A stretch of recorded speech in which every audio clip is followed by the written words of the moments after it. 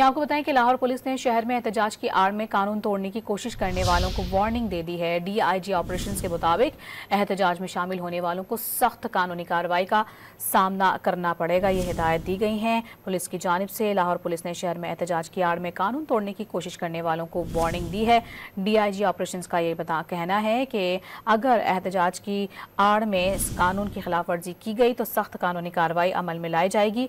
Anti right force अपनी position संभाल चुकी है। एहतजाज की आड़ में शरपसंदी रोकने की मरबूत प्लान तैयार कर लिया गया है और किसी भी किस्म की शरपसंदी बर्दाश्त नहीं की जाएगी।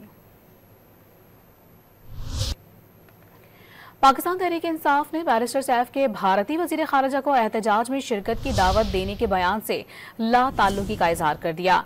PTI के सेक्रेटरी जनरल सलमान अकरम राजा ने वाज़ेह कर दिया है कि भारतीय वजीर खारजा को PTI एहतजाज में दावत के बैरिस्टर सैफ के बयान से PTI का कोई ताल्लुक नहीं। जमहूरी इक़दार और आज़ाद अदलिया के लिए PTI की जिद्दोजहद उनका अंदरूनी मामला है। डॉन न्यूज़ के प्रोग्राम दूसरा रुख में बैरिस्टर सैफ ने SCO कॉन्फ्रेंस के लिए पाकिस्तान आने वाले भारतीय वजीर खारजा को एहतजाज में शिरकत की दावत दी थी।